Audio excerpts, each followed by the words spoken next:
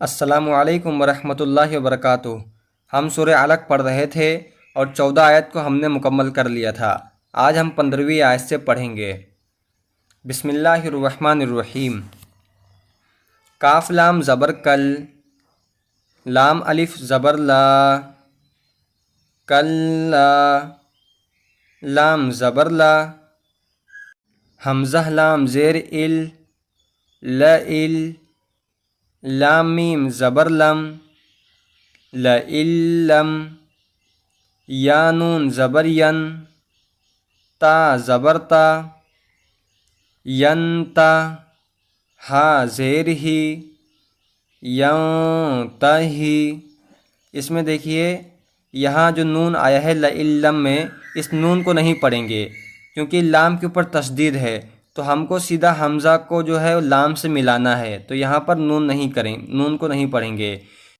قاعدہ یہ ہے کہ تنوین یا نون ساکن کے بعد اگر تشدید والی لام آ جائے تو نون کو بغیر گنہ کے ملا کر پڑھیں گے۔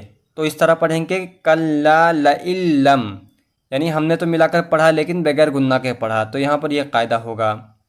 اور ینتہی، یہاں نون ساکن کے بعد تا آیا ہے تو یہاں پر تو اخفا ہوگا۔ اسی کے بعد لام الف لا چھوٹی موٹی علامت بنی ہوئی ہے، تو اس علامت کا مطلب یہ ہوتا ہے کہ یہاں پر ہم کو رکنا نہیں ہے، یہاں ہمیں ملا کر پڑھنا ہے، اور اگر ہماری یہاں سانس ٹوٹ جائے پڑھتے وقت تو ہم کو پیچھے واپس سے ملا کر پڑھنا پڑے گا۔ آگے دیکھ لیجئے، لام زبر لا، نون سین زبر نس، لنس، فا زبر فا، لنصفا، عین میم دو زبر عم، لنصفعم، بانون زیر بن، نون الف زبر نا، بننا، صاد زیر سی، یا زبر یا، بنناصیہ، تا زیر تی، بنناصیتی، لنصفعم بنناصیتی۔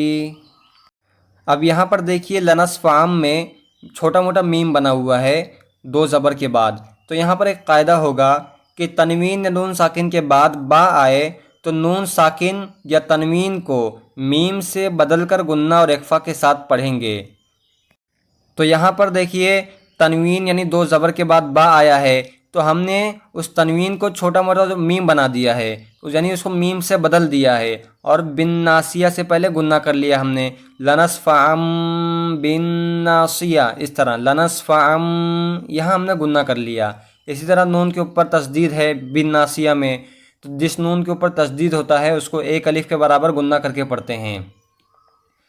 نون الف زبر نا، صاد زیر سی، ناصی، یا زبر یا، ناصیہ، تا دو زیر تن، ناصیتن، کاف الف زبر کا، ذال زیر ذی، کاذی، با زبر با، کاذبا، تا دو زیر تن، کاذبتن، خا الف زبر خا، طا زیر طی، خاطی، حمزہ زبر آ، خاطئہ، تا دو زیر تن، خاطئۃ،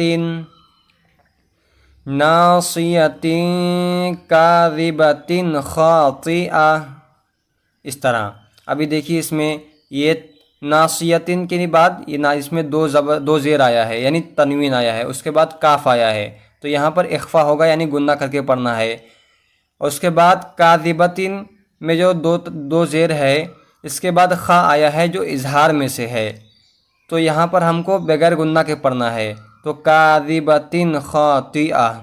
اسی طرح آخر میں تا آیا ہے، گول تا آیا ہے آخر میں، تو قاعدہ یہ ہے کہ اگر آخر میں گول تا آئے اور وہاں پر اگر رکنا ہو، ٹھہرنا ہو، تو وہ جو گول تا ہے وہ ہا بن جاتی ہے، تو خاطئۃ سے خاطئہ، اس طرح گولتا ہا میں بدل جائے گی۔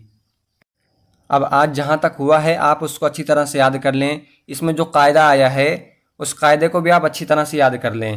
یہ جو قاعدہ ہے اس قاعدے کا نام اقلاب ہے، اس قاعدے کو اقلاب کہتے ہیں۔ انشاءاللہ اس کے بعد والی آیت کو اگلے سبق میں مکمل کر لیں گے۔ السلام علیکم ورحمۃ اللہ وبرکاتہ۔